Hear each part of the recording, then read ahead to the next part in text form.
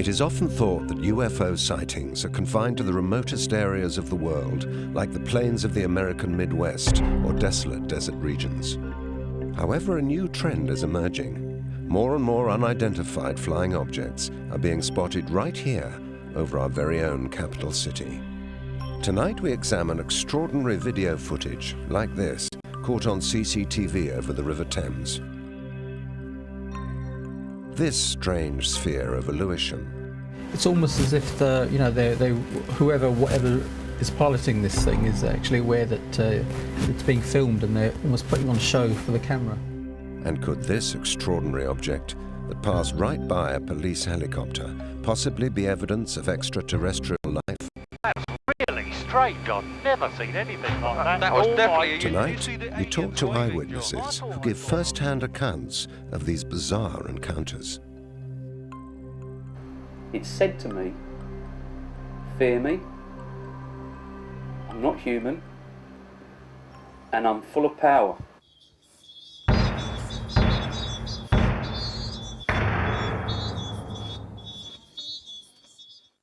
And most people tend not to look higher than about 45 degrees from the horizon, so you'd be amazed how many people who are just going about their day-to-day business don't actually look up. And I've been in situations where I've had a UFO right above me, and I can see it as plain as anything, and people around me have just not been looking.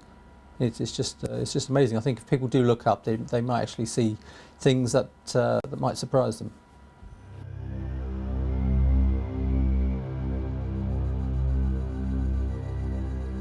While I was working out of Ministry of Defence headquarters in London, the UFO reports that I examined actually came in from all over the country.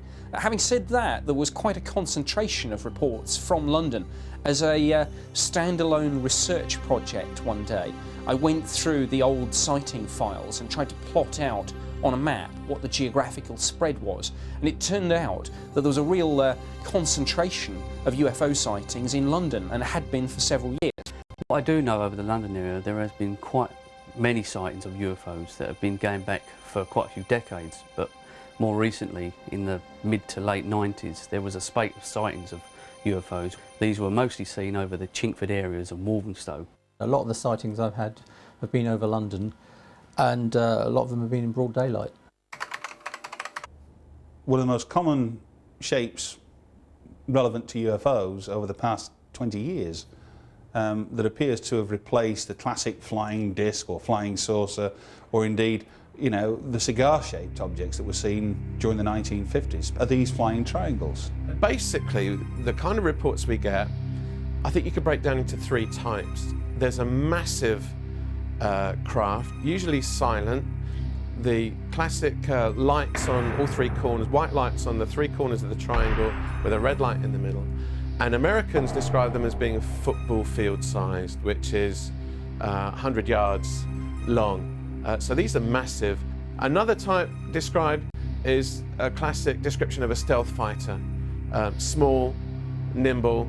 And the third category is inexplicable from an earthly point of view, and they're massive craft, blocks of flats type description, layered, stacked, and I have no idea what that could be. That must be space alien.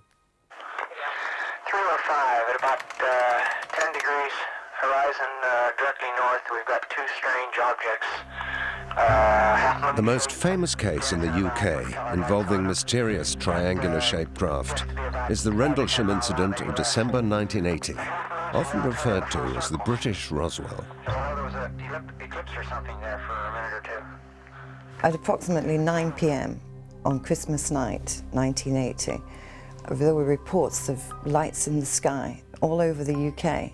And Heathrow Airport actually received dozens of calls from journalists wanting to know what was going on. Later that evening, two staff from the United States Air Force stationed at RAF Bentwaters and Woodbridge were called out to investigate what they thought was a downed aircraft. And it turned out to be a triangular-shaped craft that had actually landed on the perimeter of the base in Rendlesham Forest. Bill, it's coming this way. It is definitely coming this way. Pieces of it are shooting off. There is no doubt about it. This is weird. The sergeant in charge of the patrol, who had been on duty for 7 years, specifically dealing with downed aircraft, said it was like nothing he had ever seen before. It was triangular in shape. There was like a black, opaque look to it. He said he walked towards it, circled it, touched it. It was warm to the touch, and it had some kind of strange markings on the left-hand side. It also left landing marks, 3 triangular footmarks where the craft had landed. And could it be possible for craft similar to those reported in Rendlesham to have made landings undetected in our own capital city? More recent sightings include this triangular-shaped object caught on CCTV in 1998, flying at an extremely low velocity over the River Thames. When the film is increased to 8 times its original speed, you can see how straight and steady the object is as it continues on its trajectory. Could this be one of the mysterious flying triangles?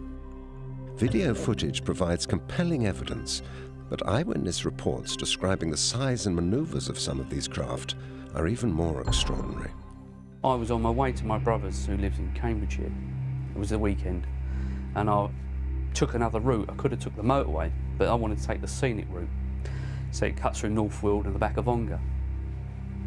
I was driving through Ongar, coming through the country lanes, and to my right, at the corner of my eye, I saw this enormous, this thing was enormous. I first saw the red light at the back, which was like a rectangular kind of square-shaped light, and it had a very slow pulse, on, off, every 3 to 5 seconds. And that's the thing that caught my eye, and I caught this thing, and it was probably about 80 foot across, 200 foot long, and it had what could only describe as 2 scaffolding poles underneath with a mesh-like object in the middle of it. And it was silent. It was probably about 80 to 150 feet off the ground, hovering over a field. Now that object, by that time I was a UFO researcher for some years, and it instilled the fear of God into me. It said to me, fear me, I'm not human, and I'm full of power. And it was deadly silent, and I was left in a vacuum of hairs on the back of my neck, but also excitement. I then phoned a colleague who runs a UFO group in London, and he said, FT sightings are breaking out everywhere. And indeed, more flying triangles, or FTs, have been spotted. Roy Lake saw a craft pass over his very own house and head straight for central London. I came out this front door here, and the object I saw, which was a triangle, came over where that chimney top is there. And it was just above that rooftop there. This thing came over, it was making a hell of a racket. Whoa, whoa, whoa. And it was like a pulsating noise. It was very, very heavy. And the actual shape of the object was like an iron, flat. But instead of it being pointed in the front, it was roundish. It was like it was buffeted in the front. And as it moved away, you could see on the side like a load of pipes from the Carno set. And you could actually see, as it moved above, just over the top here, you could see underneath this object 3 lights, 2 biscuity, dirty coloured lights, and 1 red light which wasn't doing nothing. And it moved very slowly, and it came over the top here, went straight over towards London. I then ran upstairs to get the video camera. When I came back down again with the video camera, I looked up here to video it, and it had gone. And the noise just faded away in the distance. After a chance conversation at a UFO conference 2 years later, Roy Lake realised that the craft he had witnessed that night had indeed also been sighted in central London by Rendlesham expert Georgina Bruni. It was exactly the same day, and a little about 4 or 5 minutes after, when I saw it, she saw the same thing. I remember one evening seeing something fly over my apartment, and I'm quite high in the, on the 4th floor. This craft flew over. It was huge, absolutely huge. I had never seen anything like it. I thought, my goodness, what's that? But it was very, very noisy. And it was obviously some kind of new stealth technology. The F-117 stealth fighter was in service for about 10 years before it was announced to the public. And people were seeing these craft and phoning them in as UFOs because they didn't understand, they hadn't seen, they weren't aware of the type of aircraft they were seeing. And I think that's happening today, although the B-2 stealth bomber and the F-117 are now in service, and we've got them in the UK currently. There will be the next generation of aircraft being tested now and reporting them as UFOs because they are unidentified. People don't yet know what type of aircraft they are. For all of these flying triangle reports to be some kind of covert stealth aircraft, similar in shape, possibly of an advanced design, if you will, to the B-2, it would suggest to me that there would have to be literally dozens upon dozens upon dozens of squadrons of these things to account for their numbers being reported worldwide. I don't buy it for a second. There are various sorts of triangles. I mean, you can have a triangle which is formed of a group of lights in a triangular formation or a V-shaped formation, and, for example, a flock of birds would give you that kind of effect. You may get 3 lights forming a triangle. It's worth pointing out that any 3 points are going to make a triangle. There's nothing special about a triangle. And sometimes these may move quite quickly across the sky, which could be an aeroplane or a group of satellites, or if they move very slowly across the sky over a period of hours, that's almost certainly a group of stars, which is moving as the Earth rotates. But some of these craft have a reported performance of unearthly speed and maneuverability that cannot simply be explained away by natural phenomena.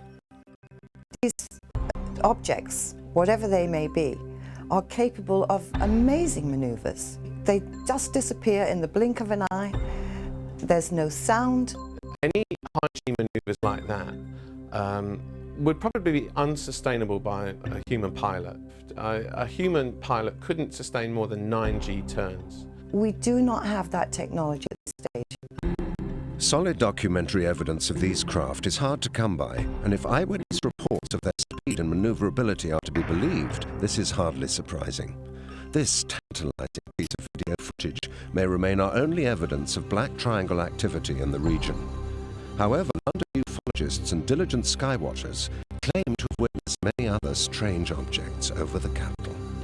Coming up, we review actual video footage of unidentified objects over London and investigate reports that a new type of craft is appearing in our skies. That was really straight.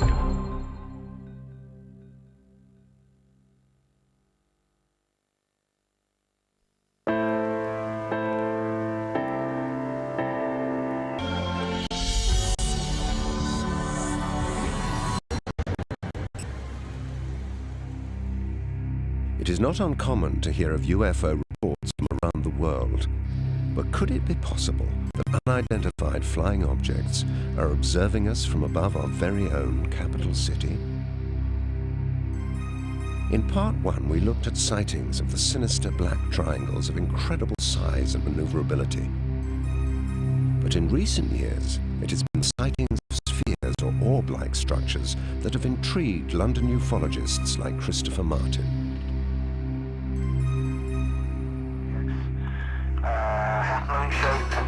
Visitors have been gathering in East London today for a special conference. They've been discussing weird phenomena, in particular some spooky sightings over the capital.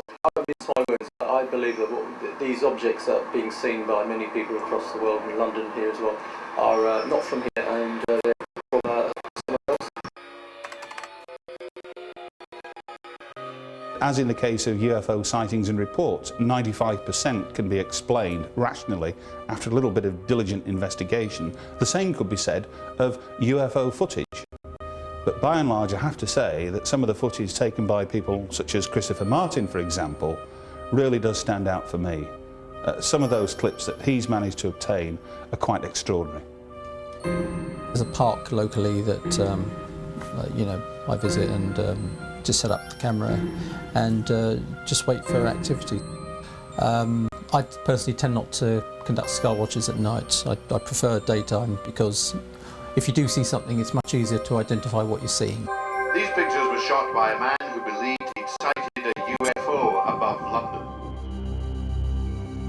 This clip was shot in August 2001. It was a fleet of spheres filmed in Bow here. And they seem to be congregated around this cloud. I thought possibly that these could have been balloons of some kind, but as I began filming, I realised that they were exhibiting kind of intelligent manoeuvres. This sphere from here, it's heading in a direct line between these two spheres, which are now parting to allow this third one to come in, and it's just absolutely incredible. There's no way to explain this through normal aerial phenomenon or balloons, because balloons just do not perform maneuvers like this. Christopher's recordings of his sky watches are not the only testimony of the strange goings-on above us. This incredible piece of footage was caught by a police helicopter camera while on a routine patrol over Brighton.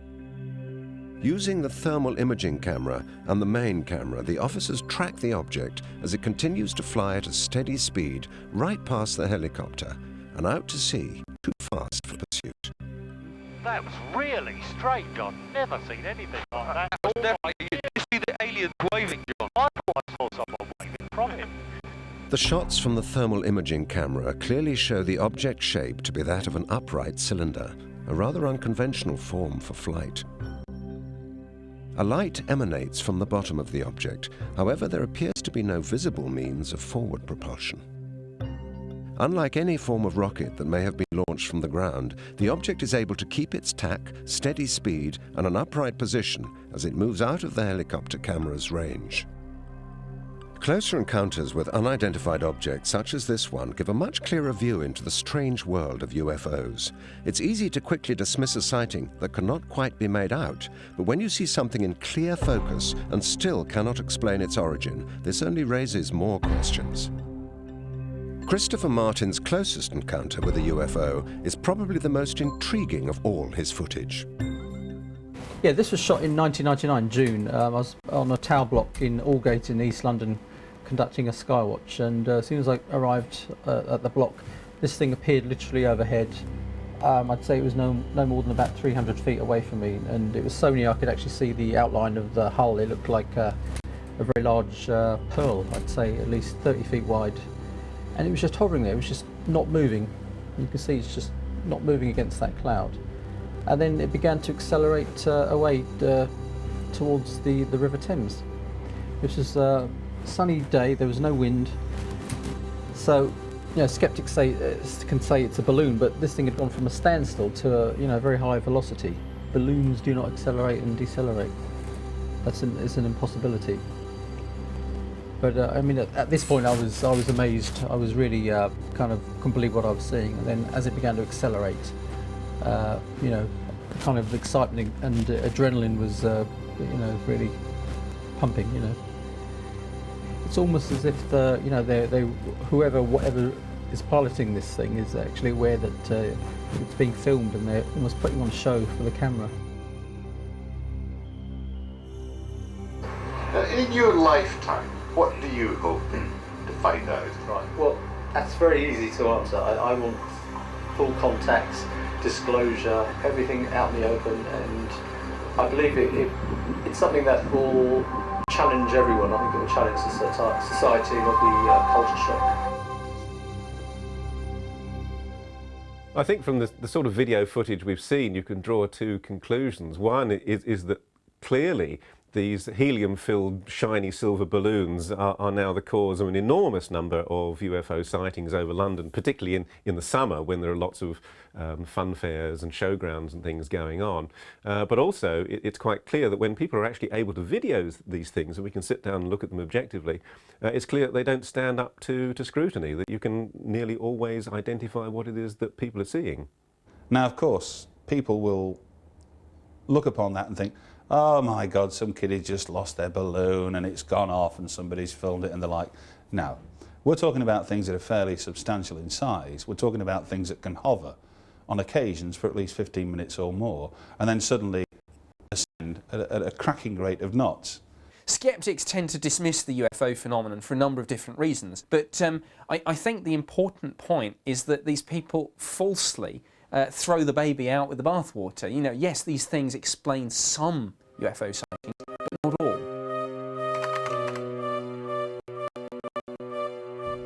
Do they come from Alpha Centauri? Do they come from different galaxies? Or do they, as some people are now suggesting, come from portholes in time and space? Are they coming from an alien civilization? Are they coming from the future? Are they coming from another dimension? We don't know. What we do know is, according to the witnesses, these are not of this earth. I think it's so arrogant to assume that we're the only life forms anywhere at all. I think science is arrogant, thinking it knows all the answers and all the solutions. I take completely the opposite point of view, because I think it is entirely possible that we are actually the most advanced civilization, at least in our own particular part of the galaxy, and that means that we will be the civilization in the future going out and discovering life on other planets. And to me, that is actually the more exciting of the two possibilities. Are we being visited by extraterrestrials? Is the evidence for UFOs overwhelming? Edgar Mitchell, the former Apollo astronaut who was the sixth person to walk on the moon, said yes, the evidence is overwhelming, and I agree. Whether we are looking at extraterrestrial life or not, one thing at least is certain.